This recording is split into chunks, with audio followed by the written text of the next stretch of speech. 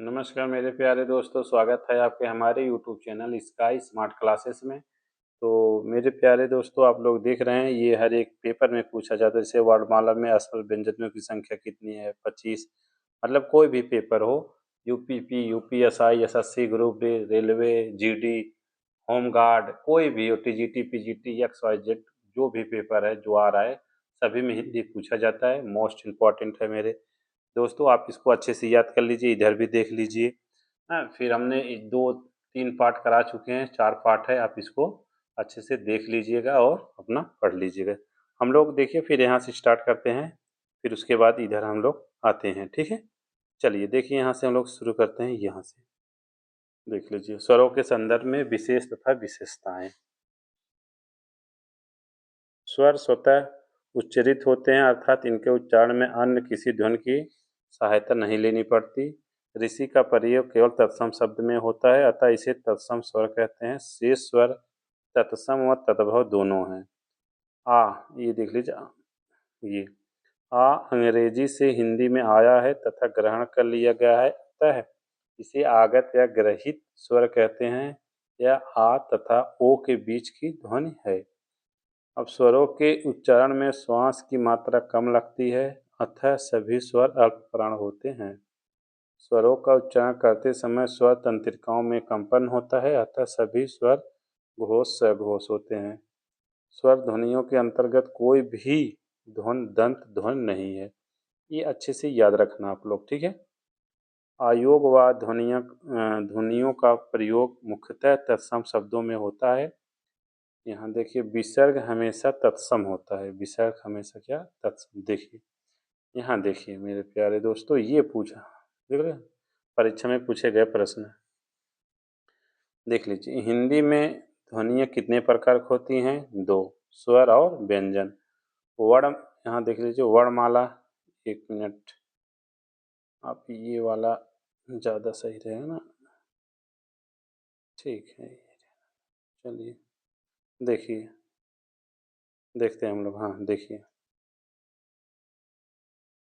वर्णमाला में स्वर स्पर्श व्यंजनों की संख्या कितनी है? 25 स्पर्श। एक से अधिक वर्णों के मेल को कहते हैं क्या? अक्षर। हिंदी वर्णमाला में व्यंजनों की संख्या कितनी? 33। हिंदी वर्णमाला में व्यंजनों की संख्या कितनी है? 33, ठीक। भाषा की सार्थक लघुत्तम इकाई किसे माना जाता है? शब्द को। लिपि चिन्हों के क्रमबद्ध समूह को कहते हैं वर्णमाला। जिनका उच्चारण स्वतंत्रता से होता है और जो व्यंजन के उच्चारण में सहायक होते हैं उसे कहते हैं स्वर। हिंदी भाषा में ह्रस्व स्वरों की संख्या कितनी है? 4। दीर्घ स्वर की संख्या कितनी है? 1। आ और दीर्घ स्वर हैं ई। आप इसको देख लीजिए, कौन सा मूल दीर्घ स्वर है? बड़ा आ, बड़ी, बड़ी यू, ठीक। ये हो गया। चलिए यहाँ पर अनुस्वार तत्सम और तद्भव दोनों हो सकता है। एक ऋषि स्त्रीलिंग वर्ण है, ये आप याद रखना। स्त्रीलिंग या पुल्लिंग जब पूछा जाएगा तो इसमें ये चीज़ पूछ लिया जाएगा। आप इसको नोट कर लीजिए, ये पेपर में आना तय है 1 से 1%, ठीक है। ई और ऋषि स्त्रीलिंग वर्ण है, ठीक है। चलिए यहाँ देख लीजिए, प्लुप्त स्वर संस्कृत भाषा में होते हैं, हिंदी में नहीं, जबकि विविध परीक्षाओं में बार बार पूछे गए हैं। हिंदी में सामान्यतः प्लुप्त स्वर का प्रयोग नहीं होता। वैदिक भाषा एक नाटक आदि का संवाद लिखते समय या पुकारने के संदर्भ में प्रयोग होता है। लुप्त स्वरों के उच्चारण में दीर्घ स्वर से भी अधिक समय लगता है। ये तो बात सही है, ठीक। मात्रा के आधार पर हिंदी में किसी भी स्वर के उच्चारण में ह्रस्व का तिगुना समय लगे उसे विलुप्त स्वर कहते हैं, जिसका कोई चिन्ह नहीं होता। इसे इसलिए इन्हें 3 का अंक लगाया, जिसे ओम। ओम जब करोगे इसमें क्या बहुत लंबा जाएगा ना। ये वाला। चलिए यहाँ देखिए, किसी स्वर के उच्चारण में दीर्घ स्वर से भी अधिक समय लगता है, कौन सा? विलुप्त हो जाएगा। जीभ के भाग के आधार पर तो कौन सा भेद इसके अंतर्गत आएगा? अग्र, मध्य, ह्रस्व। ठीक, मध्य स्वर कहते हैं किसे? अ को क्या कहते हैं? अ को मध्य स्वर। और भाषा विज्ञान की दृष्टि से उ किस प्रकार का स्वर है? ये फस मतलब पिछला भाग का। अर्ध विवृति स्वर है ए। स्वर संयुक्त स्वर है चार, कौन कौन से?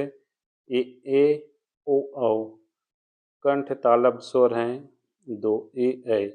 ये क्या है? कंठ तालव्य स्वर। ठीक, कौन सा शब्द अनुनासिक है? संभालना, कटीला। ये क्या है? अनुनासिक। ये पेपर में अक्सर पूछा जाता है, ये आप भी इसको नोट कर लीजिएगा, ये वाला।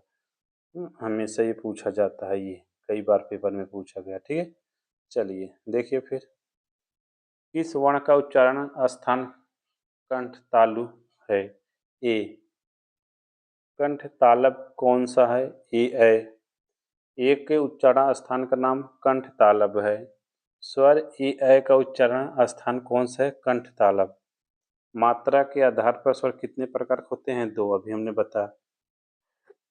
इसमें मात्रा पूछा है। विलुप्त स्वर संस्कृत भाषा में होते हैं, हिंदी में नहीं। ठीक है, चलिए देखिए। वर्ण तालिका के अनुसार ह्रस्व, दीर्घ और लुप्त क्या हैं? स्वर हैं। जिनकी ध्वनि केवल मुख से निकलता है वे निरुनासिक स्वर हैं। भाषा की सबसे छोटी इकाई वर्ण है। हिंदी भाषा में कितने स्वर हैं? 11। हिंदी भाषा में कितने व्यंजन हैं? 33। हिंदी वर्णमाला में वर्ण हैं 52। ये आपको पता होना चाहिए कितने हैं? 52। ठीक, व्यंजन और स्वर के संयुक्त रूप को कहते हैं अक्षर। वर्णमाला किसे कहते हैं? वर्णों के व्यवस्थित समूह को क्या कहते हैं? वर्णमाला कहते हैं। आप इसको मेरे प्यारे दोस्तों एक नोट्स बना कर इसमें लिख लीजिए। अगर आप चैनल पे नए हो तो चैनल को लाइक शेयर सब्सक्राइब कर दीजिए। वीडियो देखने के लिए बहुत बहुत धन्यवाद। आपका दिन शुभ हो।